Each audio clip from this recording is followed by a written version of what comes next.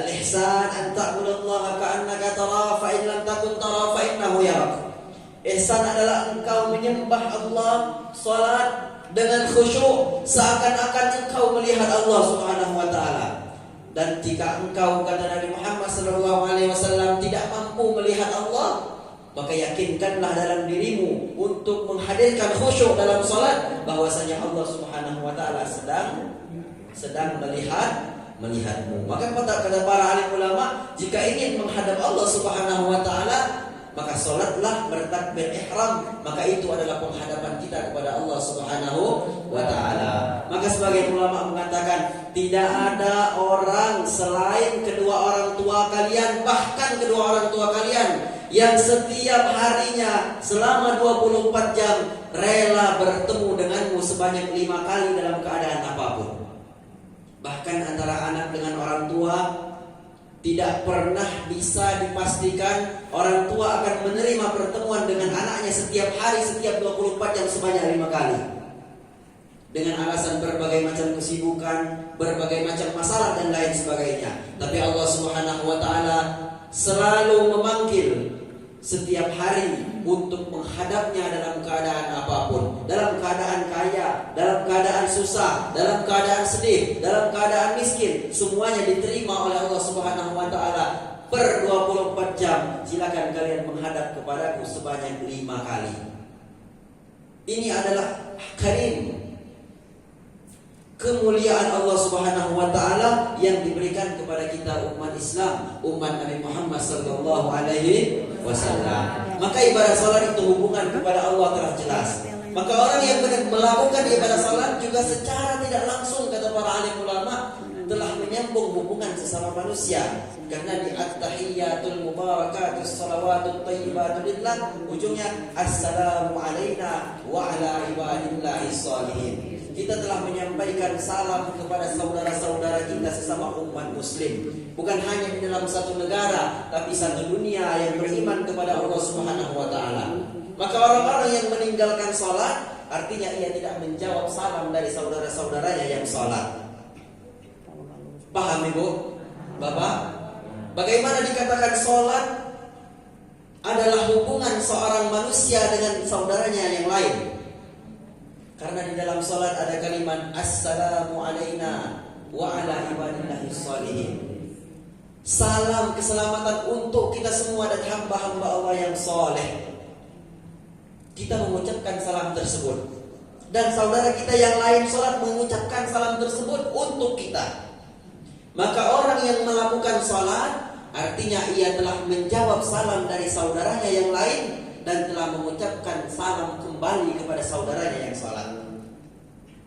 Maka umat muslim yang meninggalkan salat artinya memisahkan diri mereka dari barisan, dari hubungan orang-orang yang beriman. Orang-orang yang beriman bersatu dengan salam mereka dalam salat. Maka ketika satu saja umat Islam yang meninggalkan salat tanpa uzur syar'i, artinya ia telah memisahkan dirinya dari sawad ma'zam, dari golongan umat Nabi Muhammad, golongan orang-orang Islam, orang-orang yang dijamin oleh Allah Subhanahu wa taala mendapatkan keselamatan nanti di akhirat. Maka pesan inti, momentum untuk menghadapi bulan Rajab yang mulia ini, yang mana itu adalah bulan ulang tahun salat, ulang tahun diturunkannya wahyu salat. Artinya apa?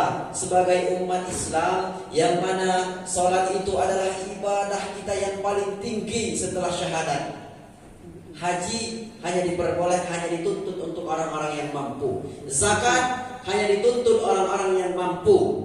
Puasa hanya dituntut untuk orang-orang yang mampu.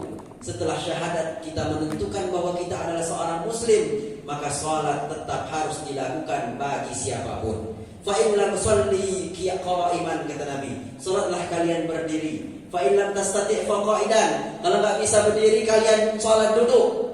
Wa in lam tastati' fa mustalqiyan, tidak bisa melakukan salat dalam keadaan duduk, silahkan dalam keadaan berbaring kalian tetap harus salat. Wa in lam tastati' fa bil isyarah, jika kamu tetap tidak mampu melakukan salat dalam keadaan berbaring, maka dengan isyarah, dengan mata. Sebagian sahabat Nabi Muhammad SAW bertanya, wahai Rasul, bagaimana jika tidak bisa mengisyaratkan dengan mata karena di amia, Karena orangnya buta, maka Nabi Muhammad SAW fil qalbi, salatlah dengan hati. Bayangkan gerakan-gerakan salat. Tanpa berwudu pun kita harus salat. Artinya apa?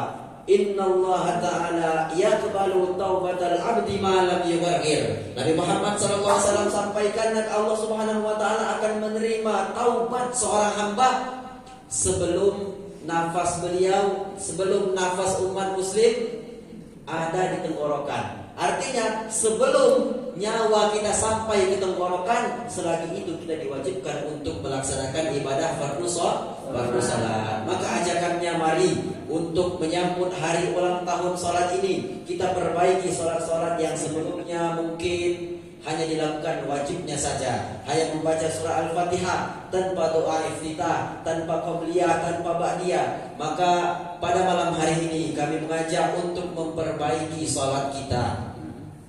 Salat-salat yang mungkin hanya dilakukan salat yang bagi kita masing-masing itu terasa mudah, dan bahkan ada sebagian yang menganggap sebagian salat dianggap susah. Mungkin ada yang menganggap susah salat asar karena jumlahnya 4 rakaat.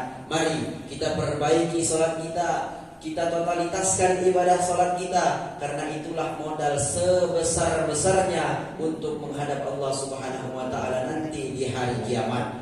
Jangankan di hari kiamat, Ibu, di saat sakaratul maut saja salat adalah pembantu yang paling besar di antara semua amal yang kita lakukan. Karena Nabi Muhammad telah menegaskan semua amal ibadah tidak akan diterima oleh Allah Subhanahu wa taala jika salat tidak diterima. Artinya apa? Salat adalah barometer semua amal ibadah kita. Baik sunnah yang baik amal ibadah yang sunnah maupun yang wajib. Penentunya adalah salat. Idza saluhat sa'iru amalin. Kalau salatnya baik, maka semua amal ibadah akan ikut baik. Jika salatnya wa idza fasadat sa'iru amalin. Kalau salatnya jelek, salatnya tidak teratur, tidak diterima di sisi Allah Subhanahu wa taala, maka percuma amal ibadah, tidak akan dihitung, dianggap tidak ada oleh Allah Subhanahu wa taala. Maka intinya perbaiki salat. Semakin hari semakin berkurang jatah kehidupan di muka bumi ini.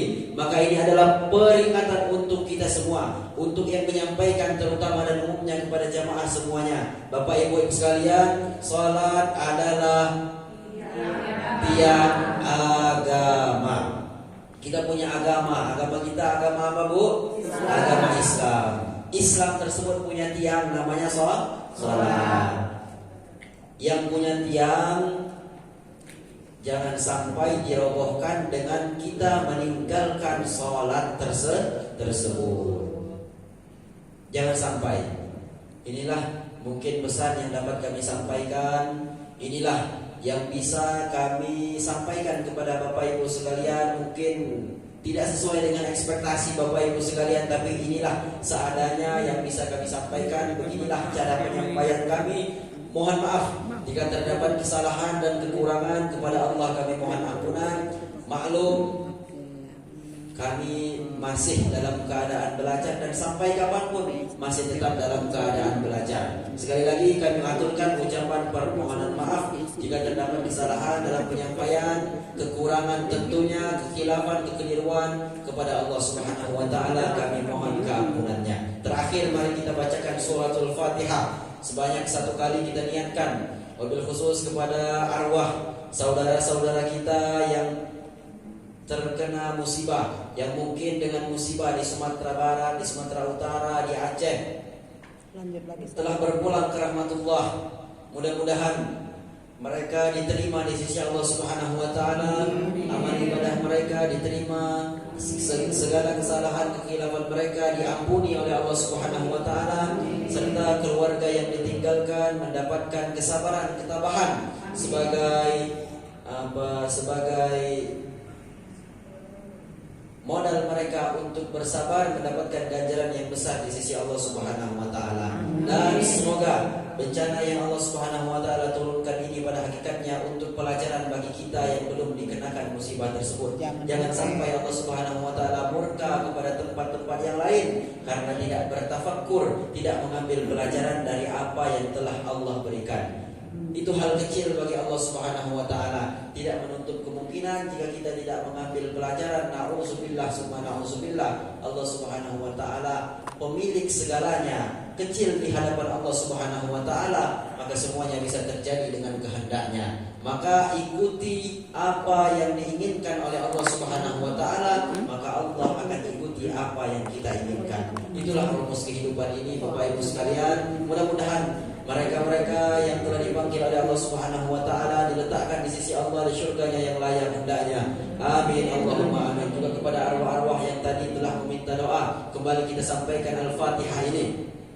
Mungkin dari kita ada yang sakit, keluarga, anak, sanak famili dan lain sebagainya. Mudah-mudahan Allah Subhanahu wa taala angkat segala penyakitnya. Allah Subhanahu wa taala sembuhkan segala penyakitnya. Allah Subhanahu wa taala berikan obat yang cocok sehingga semua penyakit diangkat darinya. Segala hajat kita dikabul, hajat kita, hajat anak cucu kita, keluarga kita, semuanya diberikan hajat yang kabul, yang khair di sisi Allah Subhanahu wa taala dalam keridhaannya. Kita semuanya selalu dalam taufik wal hidayah Allah Subhanahu wa taala untuk selalu meningkatkan ibadah kepadanya, selalu menasihati dalam kebaikan, dan akhirnya nanti mendapatkan husnul khatimah. Amin amin Allahumma amin. Bi barakati asrari suratil Fatihah. A'udzu billahi minasy syaithanir rajim. Bismillahirrahmanirrahim. Alhamdulillahi rabbil alamin. Ar-Rahmanir Rahim. Maliki yaumiddin. Iyyaka na'budu wa iyyaka nasta'in. Ihdinas siratal mustaqim. Siratal ladzina an'amta 'alaihim ghairil maghdubi 'alaihim waladdallin. Rabbighfirli wa liwalidayya wa lil mu'minin. Amin ya rabbal alamin. Mohon maaf jikalau ada kekurangan dan kesalahan. Wassalamualaikum warahmatullahi